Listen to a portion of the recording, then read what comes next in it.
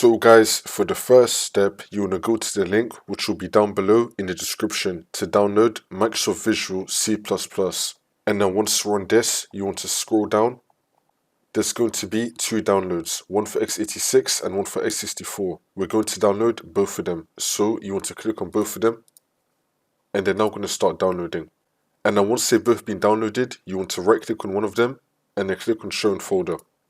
We should now be in our downloads folder with both the downloads. We're going to install both of them one by one. I'm going to start with x64, I'm going to double click on it. And then once this comes up, you want to tick the box, I agree, and then click on install. And then click on yes. It's now going to start installing.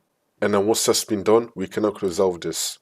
And now we're going to install the other one, x86, double click on it, and then tick the box, I agree, and then click on install, and then click on yes. It's now going to start installing. Now once that's been done, we can now close this. For the last step, you want to restart your computer, and then the problem should be fixed.